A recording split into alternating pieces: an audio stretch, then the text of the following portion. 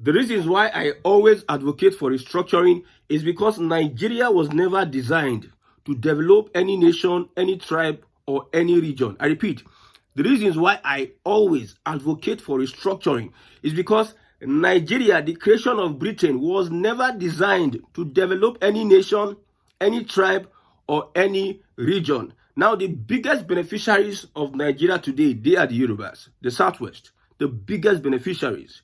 If Nigeria is divided today, we have three tribes that are the biggest beneficiaries. The Igbos are not part of them.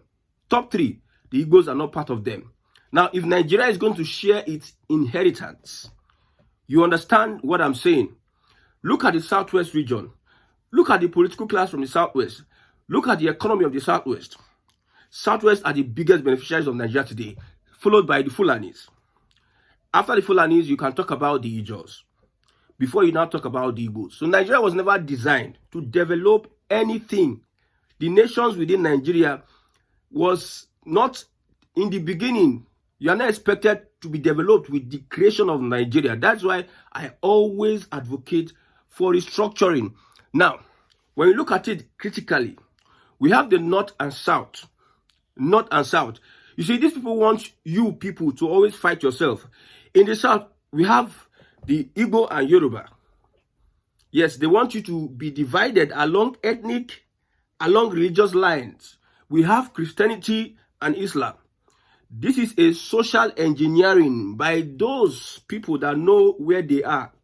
Those people that created Nigeria. This is a social engineering so that you can be fighting yourself unnecessarily. I recently advocated that Southern Nigeria needs to come together and unite. All this Igbo, Yoruba, this thing, it is not going to benefit anybody. Anybody. Don't say that the Southwest, we are getting developed, this and that. My brother, you see, divide and rule is the tactic of these colonialists, these colonial masters. Divide and rule. You cannot exist in this Nigeria. You cannot exist on your own. You need cooperation from your neighbors. So we need to unite to restructure this country. That is the biggest news. Now, when you look at 2027, you see, this is a fight for the soul of Nigeria and the restructuring of Nigeria. You see, Northern Nigeria, you see how they have come together to make sure that by all means they are going to seize power. It's because they are seeing a kind of restructuring that is coming on. You see, everything that will make Nigeria be as it is, Northern Nigeria must be involved in it. If you give Northern Nigeria power, they will keep Nigeria in the state that it is. That is why I'm not advocating for a Northern president. Not because I don't like them, but because the Fulanis have taken over the political space of Northern Nigeria. And all you see is that stabilize the country as it is. We have had presidents, head of states from Northern Nigeria, and we don't have any tangible development, as it were. So the restructuring going under the president today is inimical to the growth or inimical to the interest of Northern Nigeria. So every time I always call on Southern political leaders, find a way to unite Southern Nigeria, because some things are going to happen at the end of the day. Now, you may be shocked that I said the Igbos are not the top three beneficiaries of Nigeria. Let's look at this. Somebody says, dear men and women of the old Eastern region, after the Civil War, this system was terribly rigged against us. What we need is not APC, PDP, Labour Party, or ADC. We need to shake this nation to its foundations and in the chaos, rebuild our advantage. Nigeria's destiny depends on our region. That is a statement from somebody. This one is from South. Oh. You see, the British saw that we had the old Southeast region, and these people came together and they are saying that they want to divide Nigeria. What did they do? They made sure that they separated brothers from brothers and everything. Everybody scattered all over the country. You have the South. You have the people are saying we are not Igbo. Igbo, I understand. Igbo is an ethnicity and not a tribe. Igbo is an ethnicity. Among the Igbos, there are tribes. Even in the Southeast that you call Igbos, Igbo is an ethnicity. There are different tribes. So what the colonialists have done is to make sure that you people are divided and not coming together with the common purpose, because that will serve their aim. Henry Kissinger report. Have you heard of that report? that Nigeria's resources should not be meant for Nigerians. It should be meant for the West and the colonialists. And they are they are achieving that aim. And the thing that baffles me is that the way they come like serpents, these colonialists, the way they come, they manipulate. Look at Bill Gates in Nigeria. They come, they laugh with you, and they introduce policies, they introduce products that would destroy and damage your future. Is what baffles me, and I don't understand why our leaders today are not being vigilant. And the way they openly, everybody knows that the West does not want Africa to develop, but yet we have leaders that are they are not listening. I don't understand what is going on. So every day, if you see me come here this morning, every morning or any other time, to say that we want the president, the Southern president, to restructure Nigeria, that does not mean I support the APC, PDP, Labour Party, ADC of a thing. Yes, because these are not our solutions. The Bible says, if the foundations be destroyed, what can the righteous do? With this current foundation, whereby everybody, every election cycle, if we are doing a campaign, you go to British. What did they call that place? P2B went, Atiku, Bola Tinubu went, Kwankwaso went to campaign to your colonial masters. Every election cycle, when will we come together to our senses and understand? Now, the revolution is going to start by Southern Nigeria uniting together, because Northern Nigeria is decimated. Northern Nigeria, there's nothing. Like, it's becoming like a twinkle of an eye. Northern Nigeria has become irrelevant to an extent. Looking at the political structure as we speak, Southern Nigeria are the ones that are calling the shots in Nigeria today. Now, I don't know about what the military may want to do because they are populated by Northern Nigeria, or wanting to carry a coup, because the colonial masters themselves, they don't want anything military takeover. That is why it will be difficult for these guys to say that let's plan a coup against this guy, because they are organs that they are working for. They don't want any military takeover. You see, when I'm saying these things, some people think that it is too good to be true. Lumumba was killed by his closest ally. It is years after we started coming to realize that these guys don't mean well for us. I tell you, look at our educational curriculum. You go to universities, you see courses like public administration and all sort of courses that does not, you cannot be productive in 2025 with those courses. These are courses that serve the colonial interest. There are some courses that are dead, that should be buried, that should not exist in our curriculum. We need to overhaul and change our curriculum so that we can meet up. What of machine learning? What of AI? What of robotics? What of many other courses today in Nigeria? But see, your leaders are just there. They are distracted. Maybe they are, I don't know. You see, Trump, the way Trump will call African leaders and disgrace them, that needs to tell the psychologists in the house. If you are listening and you're a psychologist, you need to tell something about what the West wants to control Africa. And you cannot be better than them. You must be dependent on them. If they fight anyway whereby you are trying to be dependent yourself, my brother, they will kick you out. So that's what I'm saying. The reasons why I'm advocating for restructuring is because Nigeria was never designed to develop any tribe. We have so many tribes in Nigeria. We have major ethnicities. We have so many nations in Nigeria. That is why I said, if the reasons why the Nigerian state would not want the 5 plot of land in Southeast to go, is because if the 5 plot of land go, a particular nation, although not complete, other nations will also leave. Nobody wants to stay in Nigeria. All these things we are coming together is just pretense. If the Southwest have their way, my brother, they will carve away from Nigeria, because they believe the region is now well positioned. They believe the region is now well developed, and more importantly, Tinubu, who may be the last president from Yoruba extraction from the Southwest, would use this opportunity to use the resources, because the resources in Nigeria belongs to all, in quote. Accordingly, we use the resources to develop the Southwest now that they have the time, because he said some time ago that he doesn't believe in one Nigeria. You see, these politicians don't believe in one Nigeria. That's why they are taking advantage of the fact that when they get into power, they steal, and they carry all our money. They go abroad and they start investing. They don't use your academic curriculum. The politicians, they know what they are doing. If you look at Ivy School, top schools in Lagos, the curriculum they use, the systems they put in place, they are different from the systems of our public secondary school and public primary school. You can go to a primary school in Nigeria today, you just see that, man, there was a primary school I saw in Ebonyi State. Is it Izzy or Eza? A primary school. And this is where people go and learn. Learn what? And we have governors that are coming today to challenge P2B that if we are going to have a president from the Southeast extraction, I will be the president. Some places you don't have water.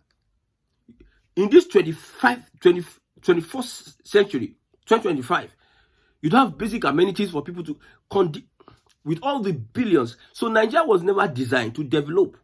You see now, the governors are having a lot of money in their hands.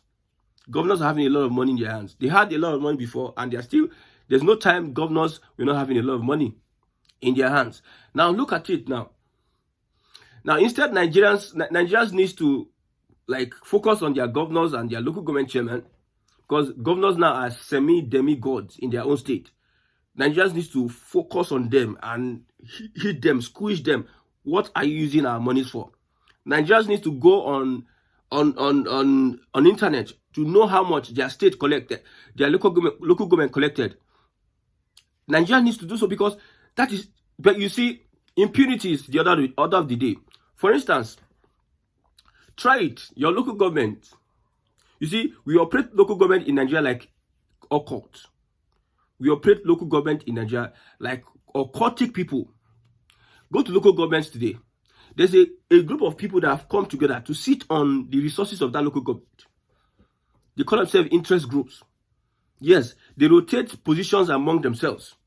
Now, if they have embezzled money today in the past, if you ask them, we want your record, you see a lot of resistance. Go and try it in your local government. That's why I say, whatever Tinubu is doing that may be positive, if there's no rule of law, if there's no justice for the common person, it will not be meaningful. How many people the federal government want prosecute? How many people EFCC want investigate? EFCC will investigate, they will still collect bribe on top of. How many people? So when you establish a rule of law, which the colonialist doesn't want, because when there's rule of law, there will be stability. When there's justice, there will be stability. They will never allow Nigeria to be stable for 10 to 15, 20 years. They will never allow Nigeria. Within somebody's tenure, there's always chaos and chaos and chaos. Buhari plunged into how many recession? First time Buhari recession. Second time Buhari recession. It tells you a lot. So when you look at it critically, my brother, we are in big trouble and deep trouble. That's why I'm saying Southern Nigeria. I say it again and again. Southern Nigeria, come together. See, forget all this Igbo Yoruba stuff. Say, I'm not concerned, though. Let me even tell you the fact. No tribe, the Igbos cannot, no tribe can be wiped away. No tribe can be so advantageous over other tribes. It's just a matter of time. The Igbos, it seems the persecution they are going in Nigeria makes them to be resilient, to do better. It is enough persecution. That's Nigeria, the way Nigeria is dealing with the Igbos. It makes them to persevere, to be better. Sometimes you need some situations to make you better. So whatever is happening to the Igbos now does not mean that the Igbos are relegated. The Igbos are a special breed of people, just that they have not found the right leadership to channel them to their roots, their ancestral roots, and upgrade and do a total cleanup of some things. But as it stands now, no tribe in Nigeria can go extinct. Although languages are going extinct. If you go to Plateau or Jos, you that some languages people are no more doing their language anymore. Nobody speaks their language. You say, so this language exists. The next 10 years, you see that you will not have speakers. Then they will now absorb into the popular language. Nigeria, like I said, It's not designed for your nation, your tribe, your region to be developed. We are calling for restructuring. Say anybody that stands in the way. That's why I'm saying if Tinubu wins the election 2027, if Tinubu wins the election 2027, what Northern Nigeria will see, my brother, what they will do to Northern Nigeria will be something else. Northern Nigeria will see Mwe. Now, after the by-elections, we seldom see the activity, your activeness of the top 3 guys that are, or 4 guys that are in the coalition. After the by-elections, they just dropped steam. They just, I don't know. Sometimes, if I'm a politician, man, I would devise so many means to make sure that I become relevant and I stay in the radar of the people's eyes. All of a sudden, Erufai will tweet every K market day. You know they tweet again. Amechi don't lost. Atiku, P2B is just trying to run around. So I'm asking, say, if these are the people that need to move so that it will be interesting in 2027. But as it is now, my brother, if you never know anything, if this man gets into power, if this man, like I said, we talk about Biafra, we talk about Oduduwa Nation, we talk about Ijaw Nation and other nations. It is restructuring that will take us to that path. It is restructuring. Going to your farm, you don't have one route. You can use agitation, and what this man suggested, that we can come together in the mind, we can come together with our values, with our ideologies. We create ideologies, we create values. You can create values as a person. Yes, you can create values with our ideologies, with our values, come together and form a movement. Consciousness. You see, one of the reasons why many people subscribe to the Biafran ideology is because of the consciousness Nnamdi Kanu created. Even Sunday Igboho did a lot of things that some Yoruba people were even shouting Yoruba Nation. Till today, consciousness is very, very important. And I don't know why the politicians in the southern part of Nigeria, they're not seeing this thing. We have been saying this over and over again. If Tinubu does not restructure Nigeria and his tenure ends, he's not getting younger anymore. In the next 10 years, Tinubu will be very old. I'm telling you, in the next 10 years, Tinubu will be very old. Nigeria's politics is dog eat dog. Dog eat dog. You think that the APC are united? They are united because of the power available. The position that they are in now, they seem to be united.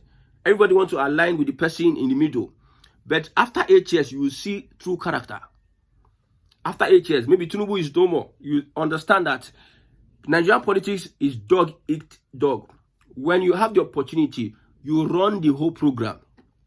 Reprogram Nigeria. Now, when we talk about restructuring, some people believe that in America, all these countries, this West, can help Nigeria. There's no help that comes from America that is real help. Help from America or the West or Europe, wherever it is. We saw that the government of the day went to Japan and got a lot of loans. Debt, indebtedness. A system that is not working. It's just like you have a car that has engine fault. You still go and get money to buy fuel. You paint the car, you're washing the car. The engine, the systems, the problem. Transmission, you get transmission problem. But yet we are going to Japan and all these countries to borrow money. When you borrow the money, you put us in more problems. When we have to pay the money, we pay the money like this. We get grants. These grants are to give room for these guys to enter into our system and destabilize so many things. Yes, you see, China wants to you want to collect loan from China. China is supposed to build a railway. They will come themselves. They will build it themselves. They will toll it. They will gain a lot. We have engineers. So if we are waiting for America, somebody said that I should not talk about Biafra. I'm a Biafran, confirmed Biafran. I'm even much more Biafran than some people that claim to be this and that. Because we advocate for restructuring that will lead us to a certain place. Everybody has his role to play. Everybody has his role to play. Now, the Samanekpa autopilot people believe that Finland could be there for them. But they understood the hard way. All of a sudden, they started calling Fulani a terrorist country, terrorist compliant, whatever, this and that. They are disappointed in Finland. Are you disappointed in Finland? Don't you know that in the first place, these people is all about interest? If Nigeria come together, Nigeria has a lot of things, though. A lot of things that this West, they are interested in. So if Nigeria goes for the summit in Japan, where we saw the booths, Nigerian booths, empty, like not interesting, they did not even complain. They know that even with that not being interesting, Nigeria self then get something. All those Botswana, all those Chad, all those ones where they design their booths, the investors know say all these ones, you can't compare to Nigeria. If Nigeria self no even do anything, and one Nigerian stand, put Nigerian flag, this is Nigerian boot or Nigerian boot, they'll come meet and forget. Get to know about so many things. The aesthetics there, it doesn't matter because these colonialists, they know that Nigeria has a lot of things to offer. We get gas now.